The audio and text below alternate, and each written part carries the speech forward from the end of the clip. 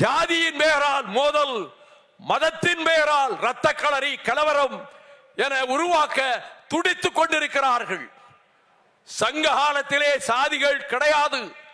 சாதிகளற்ற தமிழ் சமுதாயம்.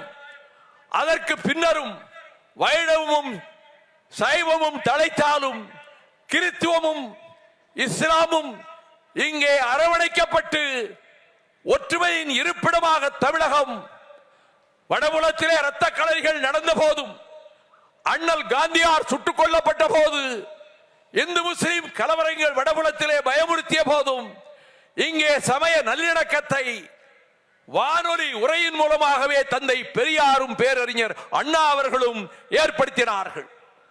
அத்தகைய சமய நல்லிணக்கத்தை யாதும் ஊரே யாவரும் கேளீர் என்ற கோட்பாட்டுக்கொப்ப பிறப்புக்கும் எல்லா உயிர்க்கும் என்ற நெறிகளுக்கு ஏற்க இந்த தமிழகத்தில் மத பூசல்களுக்கு சமய சண்டைகளுக்கு இடமில்லை என்பதை நிலைநாட்டுவதற்காகவே, அதற்கான விழிப்புணர்வை மக்களிடம் ஏற்படுத்துவதற்காகவே நானும் என்னுடைய தம்பிமார்களும் இந்த நடைபயணத்தை மேற்கொண்டிருக்கிறோம். அதே வேளையில் திரளுகிற மக்களை எங்கே கண்டாலும் அவர்களிடம் நான் விடுக்கும் வேண்டுகோள் எல்லாம், தமிழ்நாட்டின் பொற்காலமாக அமைந்திருக்கின்ற திராவிட மாடல் ஆட்சி தொடர்ந்தால்தான் தமிழகத்திற்கு விடிவு காலம். இது பொற்காலமாக தொடர வேண்டும். எனவே இந்த தேர்தல் களத்தில் திராவிட முன்னேற்ற கழகத்தையும் அதனுடைய கூட்டணி கட்சிகளையும் மகத்தான வெற்றி பெற செய்யுங்கள்.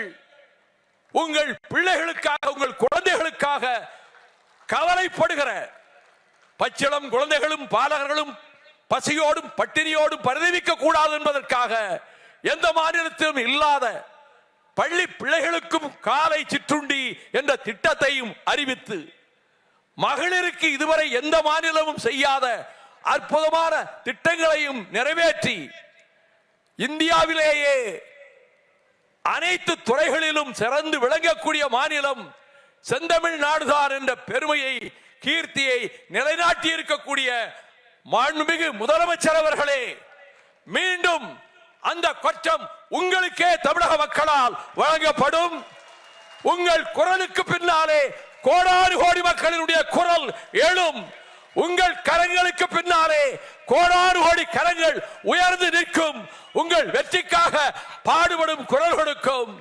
வெல்க திராவிடம், வெல்க தமிழ்நாடு.